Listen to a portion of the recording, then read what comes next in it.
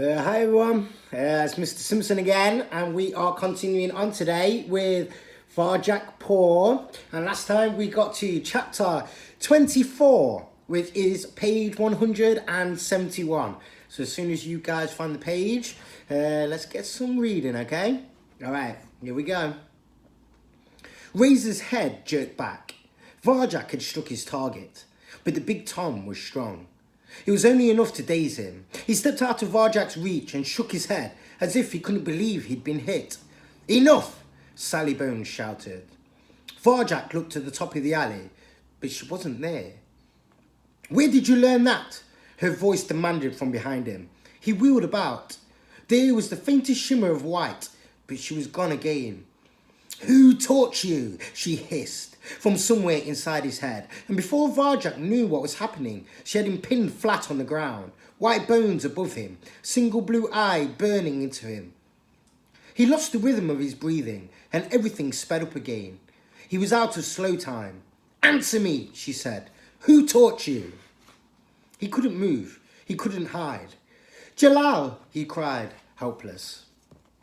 Sally Bones' one eye glittered like the moon. "Jalal," she said. "Jalal the Poor? He's been dead 100 years. What would you know of Jalal? What do you know?" "Slow time," gasped Varjak. "Move in circles." "You?" Sally Bones blinked.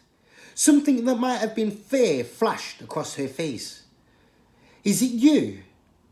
Before Varjak could answer, a long, low growl filled the air. Everyone turned to face it. At the top of the alley, blocking the way out, was a new kind of monster. It was black and bristly, almost as big as a man. Its mouth was full of pointed yellow teeth which dripped with drool. It barked loudly and took a step towards the cat. And the great illustration there as well, guys. Terror ripped through Sally Bones' gang. Razor, Luger, Wes, they all bolted. They scrambled up the fire escapes and over the walls, away from the monster, away from the alley. "Come back!" screamed Sally Bones. "Cowards! We can beat it if we fight together." But they weren't listening. Her gang scurried to safety as fast as they could. The thin white cat shook her head with contempt. She stood up reluctantly, letting Varjak go free. "We'll finish this another time, Varjak Poor," she said. There was a shimmer of white, and she was gone. In a single heartbeat, Varjak and Holly were alone with the monster. It looked confused. It barked to the walls, but didn't try to follow the cats up. "So those Sally Bones stories are true," breathed Holly. She shook her head. "I don't know what was going on back there, but I'd swear you had them worried." Varjak's head was whirring. Sally Bones knew about Jalal. She knew about the way, much more than he did. She wasn't even scared of this monster. "Thanks for keeping quiet about the alley," said Holly. "Come on, let's get out of here before he gets us," she urged. The monster began to lumber towards them. Its big, blunt claws clacked on the pavement as it came. It was incredibly powerful. Even its tail looked as if it could knock them senseless. Varjak focused. What would Jalal do? Second skill, awareness. He looked into its eyes. They were cloudy black. There was pain in those eyes, and there was fear, almost terror, in its scent. It barked again, a deafening sound. Varjak didn't flinch. He just kept looking into its eyes. If it hadn't once stood before a roaring dog, he would have run away. But compared to those metal monsters, this frightened, barking animal was friendly. "What are you doing?" hissed Holly. "Let's go." Varjak looked up. He could probably make it over a wall or onto a window ledge like Sally Bones' gang. He gambled instead and trusted his instincts. This time, he wasn't going to run. He wasn't going to panic. He was going to stand his ground and face it down. "Don't be afraid," he said to the monster in the calmest voice he could manage. It opened its jaws. They were big enough to swallow him whole. "Don't be afraid," he whispered, and then it sprang at him. Slow time, and Holly leaped for colour. Move in circles, but Varjak stood his ground. Shadow walking? Wrong. The monster smashed into him. The world turned upside down and everything went black again. Okay, and this is chapter 25. "There are times when it is useful to disappear," said Jalal. Varjak was back in Mesopotamia where the air smelled like cinnamon and tasted of rape dates. He smiled. It was good to be back. Whatever happened in the real world, there were always Mesopotamia in his dreams. Jalal stood beside him in the shadow of a wall, and then he was gone. Jalal, said Farjak. His ancestor had disappeared. Even his scent had gone.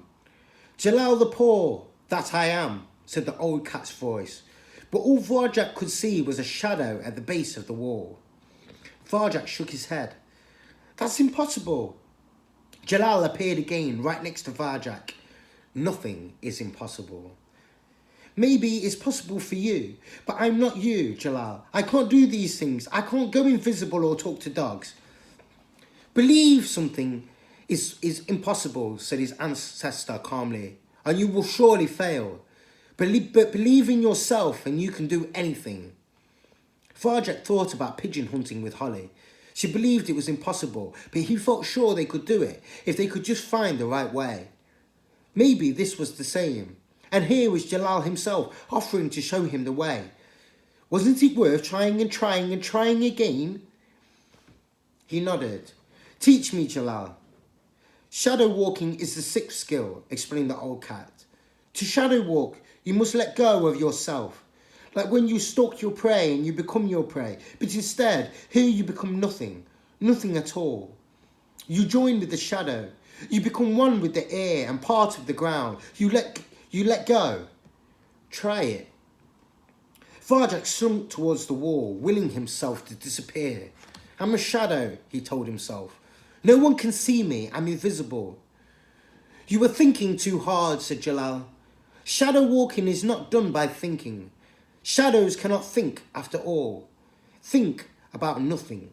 Empty your mind of thoughts. Farjak tried to think about nothing, but found himself thinking about nothing. He tried to empty his mind, but his mind was full of images of emptiness. Now you are trying too hard, said Jalal. Perhaps it is too soon. You must know yourself. Be sure of yourself before you can let go of yourself. Do you know who you are? Farjak frowned. What do you mean? Think about it, Farjak pawed. Jalal disappeared into the shadow. Think hard, for your life depends upon it. Okay, guys, and we will pause it there at the end of page 180. But I hope you enjoyed that, guys, and please check back and we'll read some more together, all right? I hope you're having a good day, guys, and hopefully I'll see you soon, all right? See you later. Bye-bye.